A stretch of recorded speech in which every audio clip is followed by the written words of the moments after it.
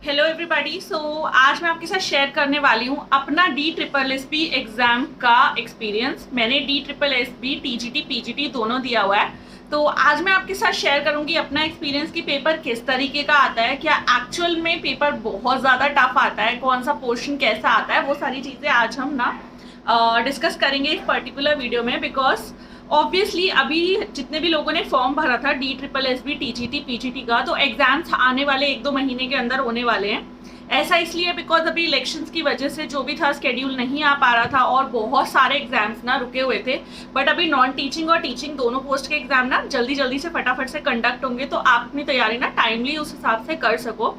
And मैं बताती हूँ कि अपना एक्सपीरियंस देखो, जब मैं एग्जाम देने के लिए गई थी तो मेरे मन में भी ये बहुत सारे क्वेश्चंस थे। इंग्लिश मेरा मेन सब्जेक्ट था, तो बहुत सारी ऐसी चीज़ें मुझे लगती थी कि यार पेपर पता नहीं कैसा आएगा। और कहते हैं कि नेट के कंपैरिजन में DSSB का पेपर थोड़ा सा ठीक आता है। ठीक है, जैसे नेट में मतलब हमें एग्जैक्ट सिलेबस नहीं पता होता, नेट का एग्जाम में हम कंफ्यूज रहते हैं कि यार कहाँ से क्या तैयारी हो। जनरल पेपर का एक प्रॉपर तरीके से सिलेबस फॉर्म्ड है, लेकिन जहाँ तक मैं बात करूँ सब्जेक्टिव पेपर का, तो जो नेट का एग्जाम है नेशनल एलिजिबिलिटी टेस्ट, उसमें सिलेबस बहुत ज़्यादा वाइड है। मतलब ये है कि आप कितना ही पढ़ लो कभी भी वो चीज़ सफिशिएंट नहीं रहती। ठीक है ना, लेकिन ऐसा DSSB में नहीं है। तो DSSB TGT PGT का एक प्रिस्क्राइब्ड सिलेबस है आपके पास, और प्रीवियस ईयर के क्वेश्चन पेपर्स अगर आप मतलब चेकआउट करते रहोगे, उनको सॉल्व करते रहोगे, तो आपको अच्छे से आइडिया लग जाएगा कि पेपर किस तरीके का और किस पैटर्न पे आता है। तो ये एक्सपीरियंस मेरे पास नहीं था, बट जब मैंने पेपर दिया तो मैं अपना एक्सपीरियंस आपके साथ शेयर करती हूँ। होता क्या है जो जनरल पेपर है वो काफ़ी बेसिक रहता है, और ये कह सकते हैं कि एवरेज से थोड़ा ऊपर के लेवल का रहता है, बट बहुत ज़्यादा टफ वाले क्वेश्चंस उसमें इतने ज़्यादा नहीं पूछे जाते हैं। ठीक है, जनरल पेपर में तो अगर आपको बेसिक नॉलेज है उन टॉपिक्स की, तो आप वो पेपर आराम से क्लियर कर सकते हो। लेकिन हाँ, ऐसा नहीं है कि बिल्कुल नहीं पढ़ा और जाकर सीधा पेपर दे दिया तो पेपर निकल जाएगा, ऐसा नहीं होता है। बिकॉज कॉम्पिटिशन इतना ज़्यादा बढ़ गया है इस फील्ड में, मतलब एक से एक धुरंधर बच्चे हैं भाई जो तैयारी कर रहे हैं, तो हमको अपनी तैयारी उसी हिसाब से रखनी है। बट एक चीज बोलूंगी कि खुद को किसी से कंपेयर करके प्रेशर मत लेना कि यार वो इतना ज्यादा इंटेलिजेंट है, ये वो, ऐसा कुछ नहीं होता है। पेपर सबके हिसाब से बनाया जाता है। तो फर्स्ट पेपर मुझे लगा कि हाँ ठीक है, एवरेज के लेवल से थोड़ा सा ऊपर, मॉडरेट हम कह सकते हैं, बहुत ज्यादा टफ नहीं था। उसके अलावा जब मैं बात करूँ अपने इंग्लिश के पेपर की, तो यार मेरे टाइम पे जो पेपर हुआ उसके अंदर ऐसा था, मैंने देखा, ऑब्जर्व किया कि ग्रामर के क्वेश्चंस बहुत ज़्यादा थे कंपेरेटिव टू लिटरेचर। और प्रीवियस ईयर क्वेश्चन पेपर्स में मैं ये चीज़ भी देख पा रही थी कई बारी कि लिटरेचर का पोर्शन बहुत ज़्यादा पूछा हुआ है और ग्रामर का बहुत ही कम पोर्शन है। सो इस तरीके से पेपर बनाया जाता है कि कोई एक पोर्शन बहुत ज़्यादा आता है और दूसरा पोर्शन थोड़ा कम रहता है, ऐसा रहता है। और क्योंकि मुझे इतना याद है कि ग्रामर के पोर्शन में भी एडिटिंग ओमिशन से बहुत सारे क्वेश्चन थे, बहुत मतलब बहुत सारे। मुझे ऐसा लग रहा था जब मैं पेपर सॉल्व कर रही थी कि मतलब like editing omission, editing editing editing यही आए जा रहा है, मतलब बहुत ही सारे क्वेश्चन थे। और पैसेजेस का क्या है थोड़ा सा दिमाग लगाओगे, थोड़ा सा आसपास ध्यान से देखोगे आंसर्स सारे उसी में होते हैं। सो पैसेजेस को लेके आप कॉन्फिडेंट हो सकते हो कि हाँ यार अगर अनसीन पैसेज आता है तो हम उसको सॉल्व कर सकते हैं।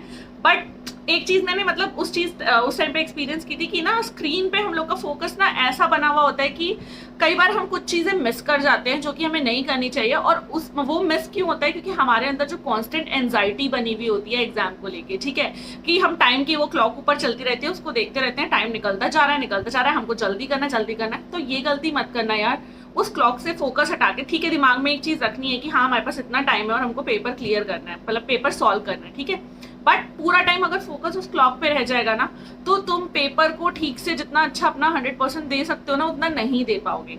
सो ये कुछ पॉइंट्स थे जो मैंने सच्ची में मतलब ऑब्जर्व किए थे उस टाइम पे, और मैंने सोचा कि आप लोग के लिए ये चीज़ थोड़ा सा फ्रूटफुल हो जाएगी कि यार ऐसे घबराने की जरूरत नहीं है कि पेपर एक ही पोर्शन से आ जाता है, दूसरा पोर्शन इग्नोर। ग्रामर और लिटरेचर में भी ऐसा होता है कि देखो यार उस टाइम पे लोगों की किस्मत अच्छी कह सकती हूँ थी, बिकॉज बेसिक ग्रामर की नॉलेज हम सबको होती है, हम स्कूल टाइम से पढ़ते हुए आते हैं बेसिक ग्रामर।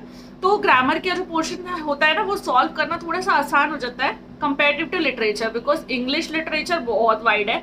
मेरे को इको वगैरह इन सब का आइडिया नहीं है, क्योंकि मेरा मेन जो सब्जेक्ट था वो इंग्लिश लिटरेचर था। एंड इंग्लिश लिटरेचर में इतने सारे राइटर्स हैं, इतने सारे पोएट्स हैं, मतलब बहुत कुछ है, works, minor works, major works. But still मैं बोलूँगी कि नेट के कंपैरिजन में ना आपका जो एरिया है ना वो छोटा है DSSB में, अगर आप तैयारी कर रहे हो तो, बिकॉज उसमें लिमिटेड सिलेबस आपके पास है। अभी आप बोलोगे तो मैं रीसेंट एक और वीडियो लेकर आऊँगी जिसमें मैं सिलेबस डिस्कस कर लूँगी, TGT का अलग से और PGT का अलग से, ताकि आपको क्लियर हो जाएगा कि क्या सिलेबस है। इंग्लिश वालों के लिए कर लूँगी और जनरल पेपर का सिलेबस बता दूँगी, बिकॉज मेरा पर्टिकुलर फील्ड इंग्लिश रहा है, तो उसी से रिलेटेड मैं आपको जो भी इन्फो है वो प्रोवाइड कर सकती हूँ। बाकी ये मैं आपको बोल रही हूँ कि पेपर बहुत जल्दी होने वाले हैं, तो तैयारी अपनी उस हिसाब से बूस्ट करनी है और पेपर 1 पे ध्यान देना है, लेकिन पेपर 2 पे भी आपको इक्विवेलेंट ही ध्यान देना है। और टाइम मैनेजमेंट बहुत जरूरी है। अगर आप टाइम को मैनेज करके चलोगे ना, शुरू से एक मतलब दिमाग में एक ब्लूप्रिंट बना के रखोगे, और वो ब्लूप्रिंट कैसे बनेगा? PYQs से। तो PYQs पे बहुत ज्यादा ध्यान दो, PYQs को सॉल्व कर डालो, डेली सॉल्व करो PYQs। प्रेशर लेके बिल्कुल मत करना, क्योंकि एक बार जब हम एग्जाम हॉल में बैठ जाते हैं और चीजें हमारे सामने होती है ना, तो पीछे जितना भी तैयारी करी होती है ना, एक तरीके से वो जीरो ही हो जाता है। और फिर हमारी जो एक इतने टाइम से जो हम एक अपना माइंडसेट बिल्ड करते चले जाते हैं ना, वो ही चीज काम आती है उस टाइम, पर्टिकुलरली किसी भी कॉम्पिटिटिव एग्जाम को सॉल्व करने के लिए। तो मन को शांत रखना बहुत जरूरी है। अगर हम पेशेंस नहीं रखेंगे, अगर हम मतलब खुद को लेके कॉन्फिडेंट नहीं रहेंगे ना, तो आती आती चीज भी खराब हो जाती है। मतलब मैंने बहुत कुछ जो भी पढ़ा है आज तक, चाहे मेरा MA हो, चाहे BA हो इंग्लिश ऑनर्स में, चाहे B.Ed हो, CTET का पेपर मैंने दिया था, CTET के दोनों पेपर दिए थे। इन सब में ना, मैंने नेट का पेपर दिया, मैंने इन सब में मैंने एक चीज कॉमन मतलब देखी कि जब हम घबरा जाते हैं ना, तो आता क्वेश्चन भी भूल जाते हैं। और मैं हमेशा कोशिश करती थी कि ना मैं काम एंड कंपोज्ड वे में पेपर को सॉल्व करूं। अब जितनी एंजाइटी है ना, एग्जाम हॉल से बाहर फेंक के जाती थी मैं, उसी टाइम बाहर छोड़ देती थी कि अंदर अब स्क्रीन पे बैठ के या फिर OMR जब हम करते हैं, तो जिस भी वे में हमारा पेपर हो रहा है, चाहे ऑनलाइन चाहे ऑफलाइन, जब एक बार बैठ गए ना पेपर देने, तो मेरा हमेशा ये फोकस रहता था कि अभी ठंडे दिमाग से देना है, क्योंकि अब कुछ नहीं हो सकता ना। तो मेरे पास कोई बुक है जिसको मैं खोल के पढ़ लूंगी, और ना ही ऐसा कुछ रिवर्स हो सकता है।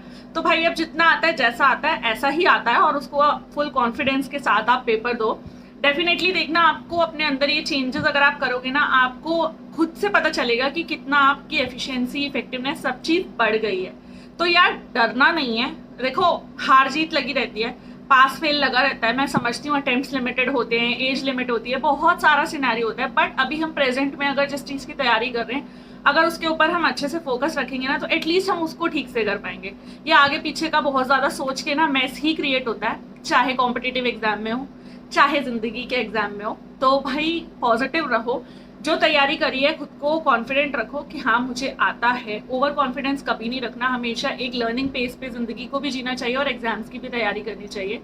कि ये मतलब एक मिडिल वे में बोलूँगी रखना चाहिए कि आता भी है और सीखना भी है वाली चीज़, ठीक है ना। तो फिर आपका पेपर बहुत अच्छे से होगा। और सेल्फ मोटिवेशन बहुत ज़्यादा ज़रूरी है, खुद को मोटिवेशन देते रहो। आपको जिस भी चीज़ से मोटिवेशन मिलता है, वहीं से फटाफट से वो मोटिवेशन ले लेना है और अपने एग्जाम की तैयारी अच्छे से करनी है, ठीक है। सो यही चीज़ें मेरे को आपके साथ शेयर करनी थी कि यार एक्सपीरियंस मेरा जो था, मेरे को बहुत मन था कि मैं शेयर करूं, क्योंकि बहुत सारे लोग इस टाइम पे बहुत एंजाइटी में रहते हैं, बहुत डरे रहते हैं, पेपर कैसा आएगा, कहाँ से आएगा। तो भाई PYQs को सॉल्व करो, अपना बेसिक जो भी पेपर की तैयारी है उसको करते रहो। मार्केट में बहुत सारे पब्लिशर्स की बुक्स अवेलेबल है, बट आपको ये देखना है कि कौन से पब्लिशर की जो बुक है वो एक्चुअली में ऑथेंटिक है और आपको एक मतलब अच्छा सा क्रक्स निकाल के दे रही है। क्योंकि बहुत सारे पब्लिशर्स आजकल हो गए हैं, पहले कुछ लिमिटेड होते थे, उनमें से हमें कुछ नाम पता होते थे।